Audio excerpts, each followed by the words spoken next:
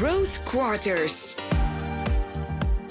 Skyrocketing this success this year, his success this year. During Growth Quarters, explore who has experienced huge growth in 2021. Prior, we had a chat with Colin and Tim from Dripple. Now we're moving on to Maarten Tak from Undo. Maarten, welcome in our studio, in our bubble. Yes, thank you for having me in this lovely bubble. It's a lovely bubble, right? Yeah, it's With quite cozy. with an overview on Antwerp. Yeah, it's a good view. What's your connection with Antwerp? Because you're from the Netherlands. So how did you end up here? So I decided to study here for my master degree, and I guess with the guys there that I met, we started a company here in Antwerp, and then kind of fell in love with the city and decided to stay. So I looked up your CV, and I must say I'm very impressed. You're the founder or co-founder of many projects. To name a few: Crying Gorillas, Yelp, DeerTech, OfferHelp, Fout, RBLS, Bike Market. When do you sleep? I think I'll sleep when I'm older. So just enjoying the work hard, play hard life now. So. Do you have time to play hard when you do all these jobs? Yeah. Just gotta wake up early enough, and then. And you got to be inspired, of course. Does it help to grow other companies when you're already experienced in other ones? Yeah. I mean, I guess you always learn throughout the process of setting things up and failing and experimenting what works and what doesn't work. And you kind of take that to each project after, so for sure. Yeah, we were here at Started at KBC, but I think, like you just said, like sometimes you fail or you stop or you quit. Is it harder to stop something than to start something? It's easy to start something, but then to go from like start to an actual business is a bigger step. And then to stop, I guess it really just depends on what you're trying to get out of it. Some people, they maybe latch on too much of their ego to a product or an idea that they have, and maybe they should just stop on day one when they figure out that it's not a viable business case. But other than that, like it's for me, it's always been more fun to start things and not try to make everything I do as big as possible. So I've chosen the path of like taking smaller steps with many things instead of one big step on one project. So, wow, that's very interesting. And like you said, the word that I remember from what you just said is ego. I think every entrepreneur has a certain ego because they don't want to work for someone else. They want to build something or create something from themselves.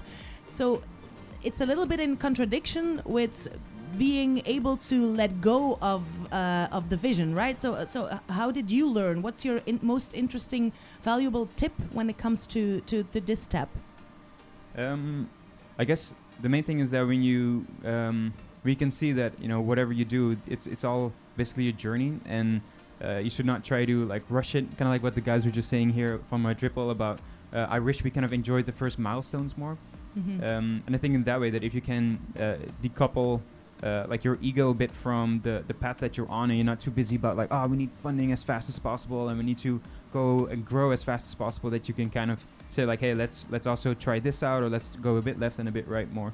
And just enjoy the ride a bit more. Yeah, enjoying is indeed very important, but might become a little bit difficult when a lot of money is involved, and when people are working in your business, you get a lot of pressure. How do you deal with that? How do you cope with that? I guess the main thing is just very transparent and honest communication. Like currently in our business now, we have like all of our finances, everything is fully open. Like if you want to join our Discord, you can really see what we're doing on a day-to-day basis, and I think that this is really the foundation of a healthy business, of just having full transparency and saying like, guys, what do we do? Do we go left? Do we go right? This is the money that we have. This is the priorities that we have. So what do we do? And that's, I think, the best way to go. So you have like a flat business structure. Everybody's opinion is important, and you try to listen to everybody. Is that something that people who want to work for someone, for a smaller business, like not a very corporate one, look for, in your opinion? I think so. I mean, in the beginning, it's a bit paradoxical or ambivalent in the sense that the initial founder, he needs to have a bit of an executive decision power to say, okay, fuck it, let's go, and just like take steps and not always have consensus or like a unanimous agreement. But then as you grow, I think then it's really important to, even within a small structure, to be very open-minded about everyone's input. And maybe as a founder, you don't always agree with what other people are saying, but you got to trust other people's opinion as well, and just experiment and learn. the smaller the business structure, the more difficult to find the right people. Is that a right thing to say, or is that something you disagree on? I guess it's crucial to find the right people in the beginning, because that's when you're building the foundation of your enterprise. So if you choose the wrong people in the beginning, then obviously you're going to have issues down the line. But that being said, I think it's also that's more purpose that is important. So if you have a startup that has a very clear purpose of why we're doing it, and then you hire people that believe in that vision with the right skills and capabilities, that's probably the best mix to start. Okay. Can I ask, how old are you? 32. 32, and you started your first company when you were 19, right? Yes. Where does all that inspiration and eager to learn and experiment come from? Well, when I was 19, it was just when the Facebooks and the Twitters and all these Silicon Valley type ventures started. So I was a business student, and I was just trying to figure out what do I want to do with my career and all. So then I saw this wave of digital entrepreneurship coming, and I taught myself how to program. And from being able to program, you allow yourself to have a lot more freedom to just start stuff without having, you don't need budget to hire developers or designers. You just do it yourself. And I think that's like what kind of initially inspired me just to just start and do. Yeah. And still through this day that I prefer the just like let's go approach rather than the let's take a half year to just think about it and perfect our idea before taking a real step. So trial and error is like your motto? Yeah, kind of. Yeah, I like that. Yeah, I can imagine that must have been like a roller coaster with lots of highs, but maybe also some lows. So how did you manage to keep on going, to keep that vision and inspiration alive when things get rough sometimes? I guess it is to see it in a bigger perspective. So again, like this idea of saying like, I know that I'm an entrepreneur. I know that I'm trying to launch a business, and it might fail and it might not fail, but it's like being able to kind of accept whatever the roller coaster does. That's like the most healthy thing to do. So is it important to not get too personal attached to the companies you build? I think you should be personally attached, but you should be able to kind of like see it in the grand scheme of things that if you fail now at whatever age you are, then in 30 years you're just gonna have forgotten already about it because of whatever comes after. So it's no need to dwell, just learn from whatever goes wrong and just continue. Absolutely, those are some very good lessons you're giving here. Is that something that you learned from people you work with as well? Do they inspire you? Is the money, the capital, is the people mostly for you? I think so, and I also believe more and more that that's the benefit now of moving more digitally, that we can easily work with different profiles just from all over the world, and that with them that you can really source your capital like more specifically, and focus on that rather than indeed the material aspects. And how do you find those people? Because you're working, I guess, with people from all over the world. How do you reach out? Is it through LinkedIn? Is it through Instagram? How do you do it? Yeah, it's mostly just a coincidence that you know someone that coincidentally knows someone, and on LinkedIn is like indeed it's kind of easy to say, hey, I'm looking for someone to help me with this, and then people start tagging people, and then you talk to these people, and you already have like some mutual contact, so it just helps. So it's definitely the combination of LinkedIn and just having your digital network. So is doing business with people from other countries more brighten than only working with people from one country, you think? Yeah, it's pros and cons. Obviously, the pro is that you have a larger pool to choose from and to work with. But obviously, culturally, there's going to be some challenges about communication and expectations towards delivery and all these practical matters. But overall, it's definitely enriching. And it's more difficult to get them on the payroll, right? Because that's not easy. So how do you fix that problem? Just on freelance basis, that's the easiest. I mean, that gives you a lot of flexibility, especially in the beginning of a startup, to say like, hey, let's like keep the payroll down and let's start with freelance contracts, because then you can really see how collaborations go, if it's a match or not, without being stuck on the payrolling and HR aspects. Okay, yeah, and enough about the past from how you started, but now you're working on your own studio, not a live stream studio, but a venture studio, right? Tell me more about that, please. Yeah, so basically what we are doing is we want to, kind of like what the guys were just saying from Dripple, that they see this waste of plastic bottles, and so they want to create an alternative. Yeah. So we want to do that in the same way, but from our venture studio point of view, that we want to systematically go from industry to industry and show the market basically how you can really be sustainable and really be circular. And then we actually create our own software to support that type of business model, and then we actually sell that software to our competitors. So we're going to start in cosmetics and self-care goods. Then we go to fashion, because these two are like most easy now to do. And after we'll go to furniture and to home appliances and to other personal electronics. So we're going to really like redesign the way that business is done, in our opinion, in a post-capitalistic setting. And then, our main focus is in the software to make sure that we can actually like have everyone become more sustainable and circular. Okay, that sounds like not easy. But that makes it fun. I've got your mission right in front of me here, Maarten. Let me read it real quick. To fight corporate destruction of our planet by boomer managers and their wealth-hoarding shareholders, we build sustainable, circular, aesthetic, slow-growth ventures to show markets the path to a healthy post-capitalistic economy. Our brands set a benchmark in future-proof business models, and we sell the software, infrastructure, and know-how needed to copy us to our market competitors. That's a mouthful, to say at least. So tell us in human words, what does it mean for you? So basically, you could say, like, just to take a metaphor, that if you look at Tesla as a company, for example, their main strength is software. They have very strong algorithms that can help them do whatever, and they have a lot of knowledge about batteries. So how they store batteries, how to charge batteries, and all these things. So basically, they are a company that is specialized in IT and energy, and they coincidentally make cars, solar panels, whatever is on their horizon. And so in a similar way that we want to just house a lot of knowledge about, circularity and sustainability, and then just adjust or just to apply it in a lot of different industries, but then also open source the knowledge or to share the knowledge of how do you actually do it. So it's not just us getting rich or becoming a big company, but actually the industry can change for the better. So that is what Undo is for you? Yes. Okay. Maarten, you've just also launched a new product, right? Can you tell me more about that? Yeah, so it's our the first of the bunch. So it's the beta version of our cosmetics. The beta version, that's cool. Yeah.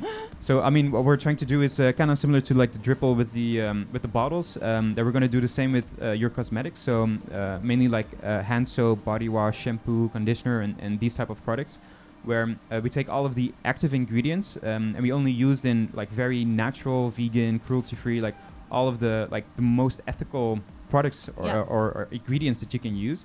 Then we have like a hyper concentrated version of like a shampoo or whatever, and so at home you just get a box of powder, and then you add some powder to your dispenser, add some more water, you shake it, and then you have like a new full bottle of soap or shampoo or whatever.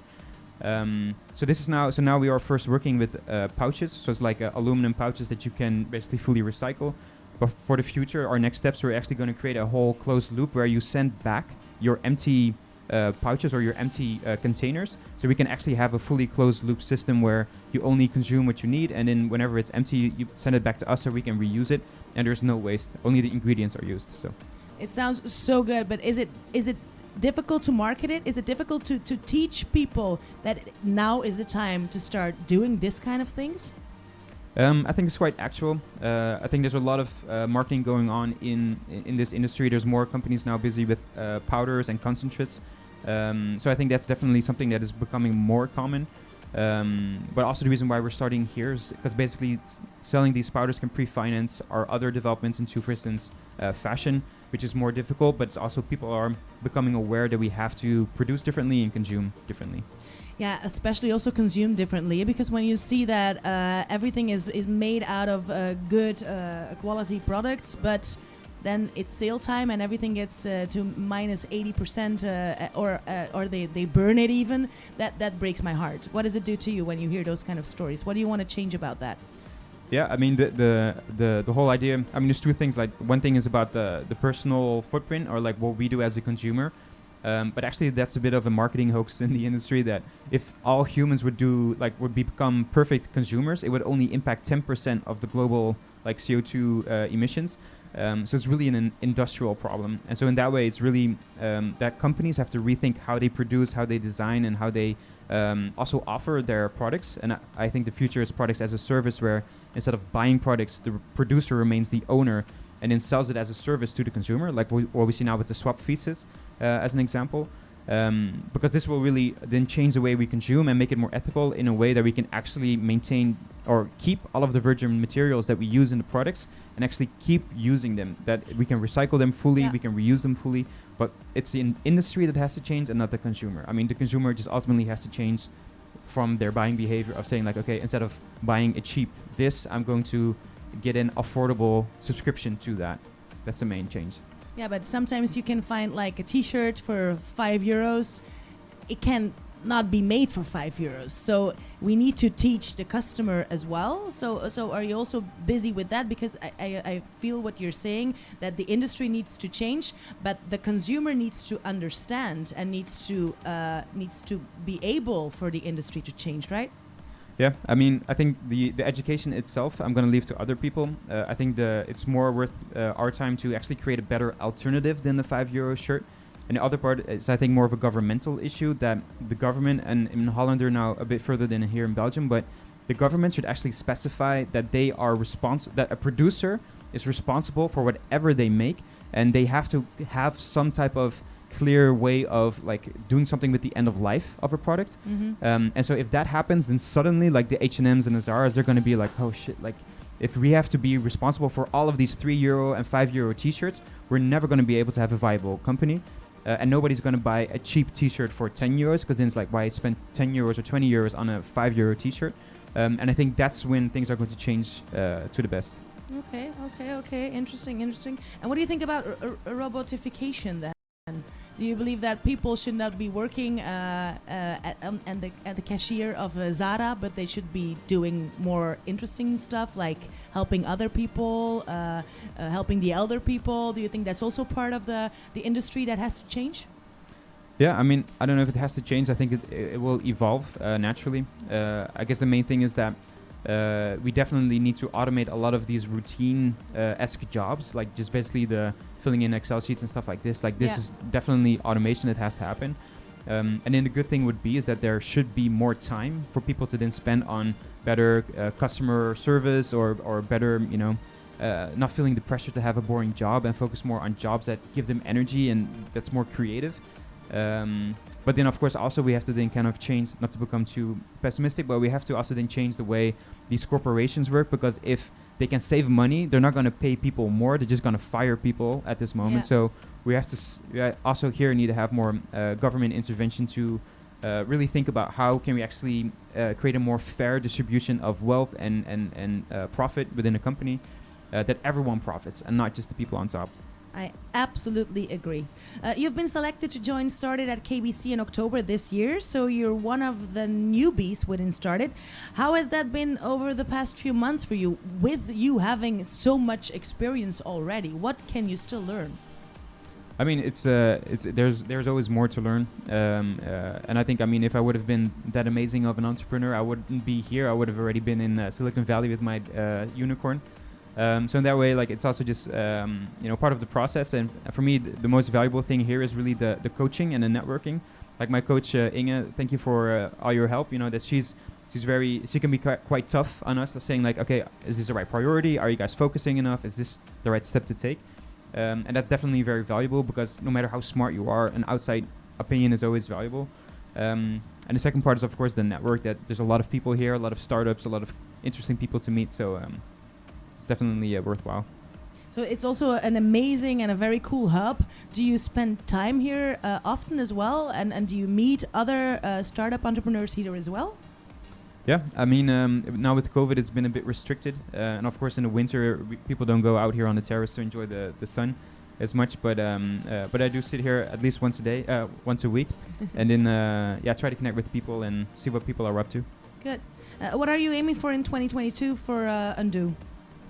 We are going to launch the second version of our software. We are going to launch our fashion line, so that will be in March. Then we're going to, I don't know, I hope that by then we'll be maybe up to 5 people full time. Okay.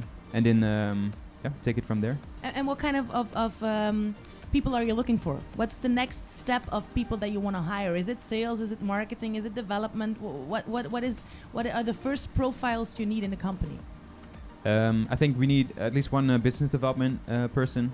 So that's definitely the most important now. And then we're gonna have to see who's gonna be freelance and who's gonna be on payroll. But we're gonna need more programmers for the software, a designer, and then probably also within marketing, we're gonna have to have a fixed person to really drive everything to the next level.